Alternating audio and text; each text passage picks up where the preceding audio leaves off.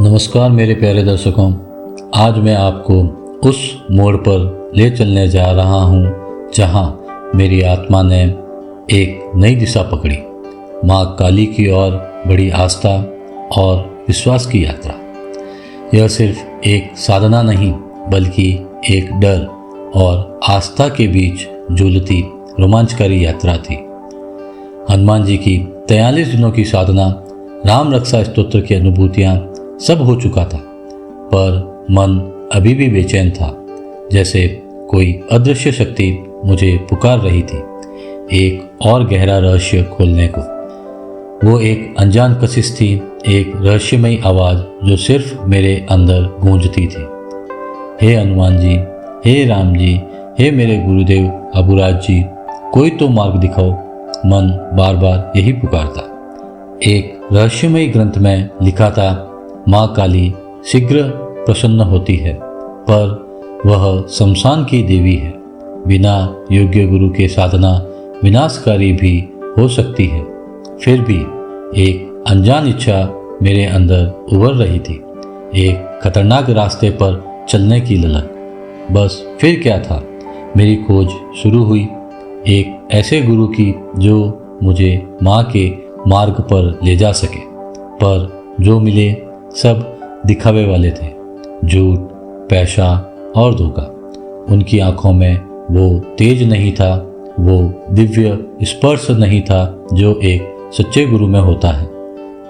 फिर मैंने प्रणाम किया अपने एकमात्र सच्चे मार्गदर्शक अबुराज जी को।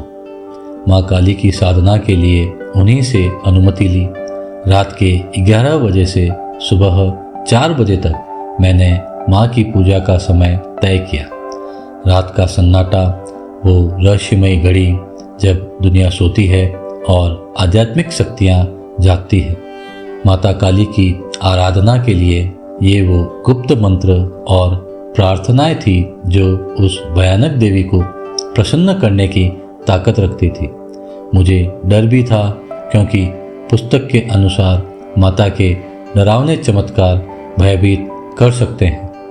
उनकी क्रोधित आंखों की तस्वीरें, उनके गले में मुंडों की माला, उनका खुला हुआ मुख, पर एक तरफ विश्वास भी था कि माँ कभी भी अपने बच्चे को डराएगी नहीं। और इधर मेरे अबुराज हैं, और साथ में मेरी हनुमान जी के प्रति आस्था और भक्ति भी मुझे मेरी मंजिल तक ले जाएगी। इसी विश्वास से मैंने प्रारंभ करने के लिए शुक्रवार का दिन चुना, वह दिन जो देवी माँ को समर्पित है।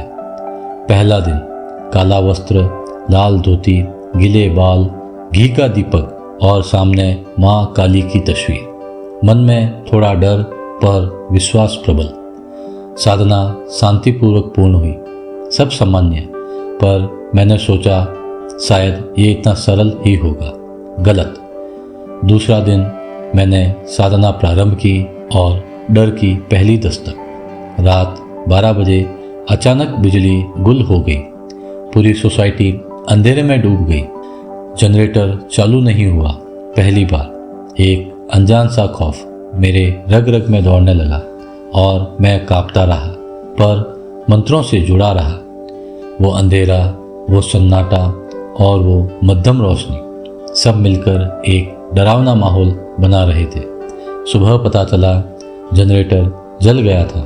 सच में कुछ था जो साधना से असहज हो रहा था, पर मेरा विश्वास अडिग था। मुझे अपनी साधना में आगे बढ़ना है।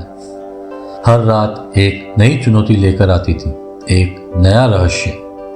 तीसरी रात, खिड़की के पीछे कुछ था। मंत्रों के बीच एक अजीब सी सरसराहट, खिड़की के पीछे से आती धीमी खटखटाहट, पर मैंने पीछे मुड़कर नहीं देखा। आंखें बंद कर सिर्फ मंत्र जपता रहा। सुबह देखा वहाँ कुछ भी नहीं था, पर मेरा रोम रोम सिहर उठा था।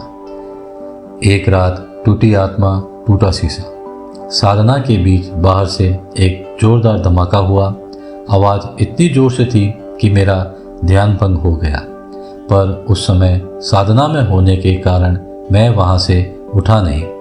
साधना खत्म होने के बाद जब बाहर निकला तो मेरी कांच की अलमारी चकनाचूर पड़ी थी। कांच के टुकड़े पूरे फर्श पर बिखरे हुए थे। किसी ने नहीं तोड़ा, न आवाज़ न आहट। फिर क्या यह माँ का इशारा था या कोई अदृश्य शक्ति? 5वीं रात, काली छाया। एक काली परछाई मेरी तरफ बढ़ती दिखी। ठंडी हवा का झोंका, दीपक की लौ कापी। मैंने आंखें बंद कर मंत्र पढ़ते रहना ही ठीक समझा। जब सब शांत हुआ, वहाँ कुछ नहीं था। क्या वो मेरी आंखों का धोखा था या कोई और अदृश्य शक्ति? पर मेरी आत्मा जानती थी कोई था। फिर एक रात जब गुरुदेव स्वयं प्रकट हुए, मुझे लगा जैसे मेरे आबूराज जी वहीं मेरे पीछे खड़े हैं। उनकी दिव्य उपस्थिति मुझे शांति और सुरक्षा का एहसास करा रही थी। मंत्र और शक्ति के बीच उन्होंने मुझे ढाल की तरह घेर लिया था। उसी रात से मेरा डर खत्म हो गया। 41 रातें, 41 कहानियाँ। हर रात कुछ नया हुआ, हर अनुभव अनूठा। मैं जानता हूँ यह कोई संयोग नहीं था, यह माँ की परीक्षा थी और मैंने हर बार खुद को सौंप दिया। साधना पूर्ण होते ही एक और चमत्कार। मैं अचानक जोधपुर चला गया, वहीं जहाँ मेरी आगे की रहस्यमयी यात्राएं तय थी। नागा साधुओं के बीच, तांत्रिक स्थलों पर और माँ के और भी गहरे रहस्यों की ओर। यह शुरुआत थी, अंत नहीं। मेरे प्यारे दर्शकों, यदि आपने कभी कुछ ऐसा अनुभव किया है तो ये कहानी आपके लिए है। आस्था और रहस्य के बीच चलती मेरी ये यात्रा अभी जारी है।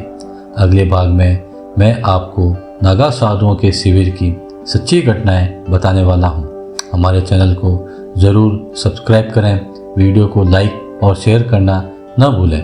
धन्यवाद। जय आबूराज, जय बजरंगबली, जय श्री राम, जय माँ काली।